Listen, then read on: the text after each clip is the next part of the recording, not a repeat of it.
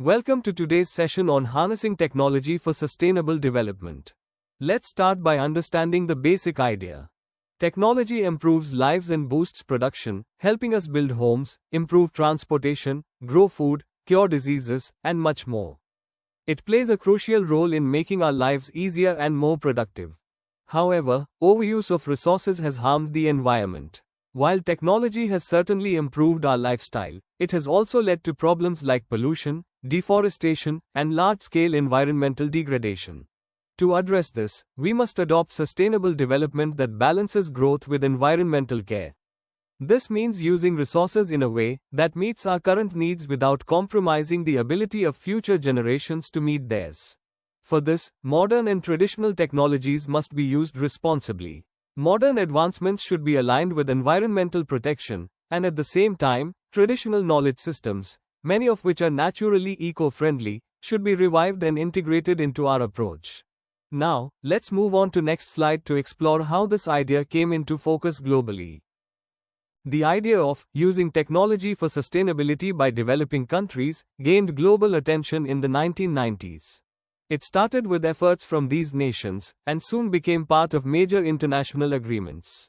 Global summits promoted cooperation between science, policy, and the public. One key example is Agenda 21, introduced at the Rio Earth Summit. It called for collaboration between scientists, governments, and the public. The goal was to guide development in a way that protects the environment and supports future generations. Traditional knowledge was valued alongside modern science. Later, conferences held by UNESCO and other global organizations highlighted the importance of combining modern science approaches with traditional knowledge systems. Technology must be managed to benefit people and the planet. These events conveyed a key message. Technology should not only solve problems, it must also protect the environment and involve the people it affects. As a result, countries started to focus on harnessing technology, instead of just using it.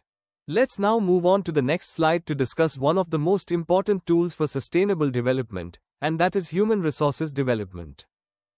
Population is rising, but resources are limited. This is especially true in poorer regions, where access to natural resources is even more restricted. This makes human resource development, or HRD, more important than ever. HRD improves education, skills, health, and productivity. It focuses on enhancing people's knowledge, capabilities, and well-being. When people are healthy and skilled, they can make better use of the available resources.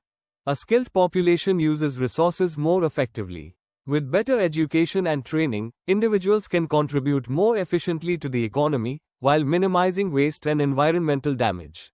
Empowered individuals adapt more effectively to change. They can also respond more effectively to new challenges, and contribute to long-term sustainable growth. To manage growing populations and protect our limited resources, one important solution is family planning. Now, let's move on to the next slide and explore how family planning supports sustainable development. Family planning supports sustainable population growth. It gives people the freedom to decide how many children to have, and the best time to have them. This is important for control population growth. In many developed countries, population growth has slowed down. But in developing countries, high birth rates are still common. This puts extra pressure on healthcare, education, and food systems. Modern contraceptives are safe and widely available. Due to advancements in medical technology, today's contraceptive methods are not only effective but also easily accessible, even in rural areas. Communication technology plays an important role in spreads awareness. Public awareness campaigns through TV, radio, and mobile phones are reaching even in remote areas, and helping people understand the importance of family planning. Surveys like the National Family Health Survey, or NFHS, play a key role in guiding health and family policies in India. These efforts collect important data on population health, which helps the government design better health services and population control strategies. Another major barrier to sustainability is poverty. Let's switch to next slide to understand how technology can help here. Poverty is not just about income, it's about lack of food, water, energy, and opportunity. Absence of these basic needs affects individual and community growth. Modern technology offers many innovative solutions to help reduce poverty. For instance, technology in energy, IT, and agriculture can reduce poverty by improving living standards and creating new avenues for growth. Energy technologies can bring electricity to off-grid villages, transforming the way people live and work. In agriculture, advancements in biotechnology can improve crop yields and ensure food security. Meanwhile, information and communication technology, or ICT, connects rural people to knowledge and markets, giving farmers better prices for their products. ICT connects rural people to knowledge and markets, so distance is no longer a barrier. But technology alone is not enough. Public-private partnerships are crucial for progress, combining resources, innovation to implement these solutions effectively and sustainably. By helping people earn better and live healthier, technology becomes a powerful tool to fight poverty and promote sustainable development. Let's now turn to health, the foundation of human productivity. A healthy population is essential for any nation's progress. Good health is key to productivity and sustainability. Without it, people cannot work or learn. Yet millions still suffer due to poor sanitation, polluted water, and malnutrition. Pollution and malnutrition cause health issues that impact not just individuals, but entire communities and economies. Modern biotechnology has transformed how we address diseases. Biotech improves vaccines, medicines, and diagnostics, helping detect illnesses earlier and treat them more effectively. New vaccines, better medicines, and advanced diagnostic tools have already saved millions of lives. For example, diseases like polio and hepatitis have been significantly controlled through improved vaccines and mass immunization efforts. At the same time, even traditional health systems, like Ayurveda and Unani, are gaining global recognition. Traditional medicine is effective and affordable, offering natural remedies that are accessible and trusted by many communities. But the real challenge today is to make both modern and traditional health technologies affordable and accessible to the poor, ensuring that no one is left behind when it comes to health. Now let's turn to one of the most important sectors of any economy, agriculture. Agriculture is the main source of income for many people, especially in rural areas. Many people depend on agriculture to live, but still, about 1.2 billion people don't have enough food to eat. That's why increasing agricultural productivity is so important.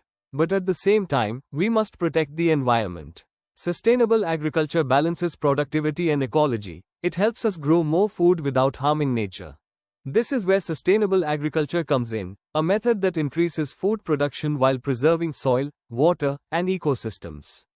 The main goal is to meet present and future food needs in a way that's fair, efficient, and environmentally responsible. Now, let's look at some sustainable farming practices.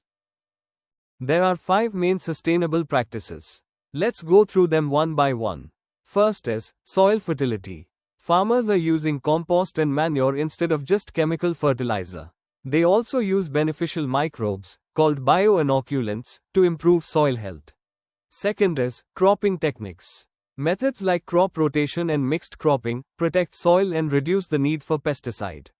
Third one is improved plant varieties. Biotech crops like Bt cotton resist pests and need fewer chemicals.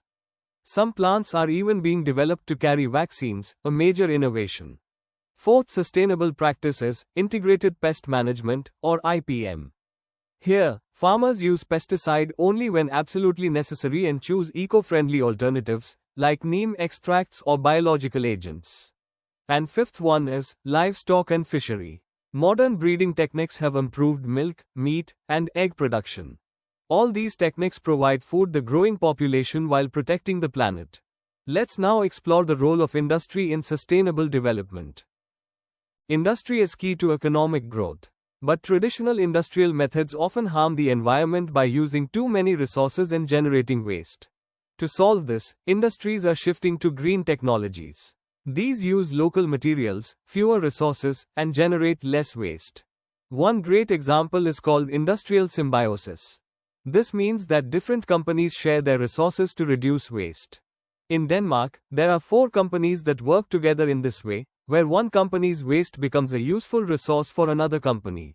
This helps save money, protect the environment, and reduce pollution. Eco-friendly industries like this support sustainable development. This kind of smart system saves energy, reduces pollution, and supports sustainable production. The idea is simple: make industries work more like nature, where nothing is wasted. Now, let's discuss about something that affects all aspects of development: natural resources. Natural resources are the basic materials for everything we use. Resources like energy, water, and minerals are limited, and managing them wisely is essential for our survival and progress. They give us electricity for our homes, clean water to drink, and the metals that make our devices work. Some of these resources, like sunlight and wind, are renewable. But others, like coal, petroleum, and groundwater, are non-renewable. Some resources like coal and petroleum are non-renewable. Once we use them up, they are lost permanently. That's why judicious use is needed to avoid depletion and ensure sustainability. We must use all natural resources wisely and carefully, to protect them for the future. To do this, we need to shift to energy sources that are renewable. We must use water more efficiently and keep it clean. We should also recycle materials whenever we can, instead of mining more from the earth. Key focus areas include efficient use, clean alternatives, and conservation. These steps are vital to keep our natural systems healthy and resilient. In short, sustainability means protecting the natural resources that protect us. Let's move on to the next slide to take a closer look at one of the most important natural resources: energy. Energy powers everything, from homes and transport to factories and communication. But, fossil fuels cause pollution and global warming, and our heavy dependence on coal and oil has led to serious environmental consequences. These traditional fuels release greenhouse gases, which trap heat in the atmosphere and lead to global warming. This causes melting ice caps, rising sea levels, and unpredictable weather patterns. That's why renewable energy is the future. Renewables like solar, wind, hydro, and nuclear offer cleaner, more sustainable options to meet our growing energy demands. Even in industries, new technologies are playing a key role. Biotech aids clean energy production through enzymes and biopolymers, reducing the need for toxic chemicals. Enzymes created with biotechnology are replacing harmful substances in factories, while biodegradable plastics known as biopolymers are being used in medicine, agriculture, and packaging. Additionally, fuel-efficient systems reduce emissions and waste, helping us transition to a cleaner, greener economy. Using cleaner energy systems is not just an option, it's the way forward for a healthier planet. Let's now move to another precious resource: water. At many places people are facing water scarcity. Water is essential but increasingly polluted, and this crisis affects both people and ecosystems. In some parts of India and Africa, people have to walk long distances just to collect clean water. Water gets polluted by waste from factories, untreated sewage, and chemicals used in agriculture. This contamination makes it harmful for people, animals, and the environment. To solve this problem, factories must treat their wastewater before releasing it.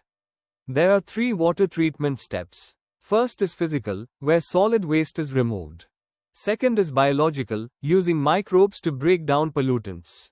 And third is chemical, removing remaining chemicals and disinfecting the water. Even used water from homes, known as grey water, can be reused. Recycle grey water for irrigation and cleaning, especially in gardens and cooling systems. There's also a special technique for cleaning groundwater using iron sand filtration. This method uses underground iron filings and sand to naturally remove harmful contaminants. Using water sustainably is crucial for both human survival and the health of the environment. Now, let's explore how all living things are connected, and why that connection is so important. All living things are interconnected. If one species disappears, it affects many others. That's why biodiversity is essential for development, and protecting ecosystems is critical for both nature and humanity. There are 2 main ways we conserve species. First, ex-situ conservation, like gene banks, seed vaults, and tissue culture labs, which preserve species outside their natural habitat. Second, in-situ conservation, which includes national parks, wildlife sanctuaries, and biosphere reserves where species are protected in their natural environment. Tropical rainforests and coral reefs have the richest biodiversity, but they're also among the most endangered ecosystem on Earth. Technology also plays an important role in conservation of ecosystem. Tech tools like remote sensing, GIS, and satellite mapping are helping us track changes in land use, rainfall, and forest cover. These technologies give scientists and conservationists the data they need to protect our planet more effectively. Experts use this data to plan better conservation strategies, identify threatened regions, and even predict the impact of climate change. Of course, protecting ecosystems isn't just a local effort. Global cooperation is needed to protect ecosystems for future generations. Let's move on to the next slide to see how Asia is combining modern and traditional technologies for sustainable development. Asia has made impressive progress by combining modern and traditional technologies. Asia adopted biotech, IT, and materials science to solve problems of food, health, and environment. For example, the Green Revolution improved food security by introducing better seeds, irrigation, and fertilizer, boosting crop yields and reducing hunger. At the same time, biotechnology has made crops stronger, more nutritious, and more resistant to pests. IT boosts communication and awareness across regions. Information technology has brought rural and urban communities closer together. Countries like India, China, and Japan have built strong software and electronics industries that support education, healthcare, and commerce. Traditional methods also play a vital role. Traditional methods, like organic farming, herbal medicine, and rainwater harvesting, is sustainable, affordable, and rooted in local knowledge. By combining new and old technologies, Asia has taken big steps towards sustainable development. Now, let's quickly review the key points we've covered about technology and sustainable development. Technology has helped us grow, but it must be used wisely. Technology must support people and the planet, not harm them. We need to protect the environment while improving lives. That's the heart of sustainable development, balancing growth and conservation. Asia shows how old and new tech can work together. By combining traditional practices with cutting-edge innovations, countries are finding smart ways to tackle poverty, food insecurity, and pollution. Innovation and education are keys to a sustainable future. We must keep learning, sharing knowledge, and working together, across communities, countries, and cultures. Only then can we build a better, greener future for all. And this is the end of today's session. Thank you for joining us. I hope you found it insightful and inspiring. In our next session, we'll study Unit 15, Innovative Practices, where we'll explore how local innovations, from agroforestry and biovillages to ICT applications, are transforming rural communities and advancing sustainable development.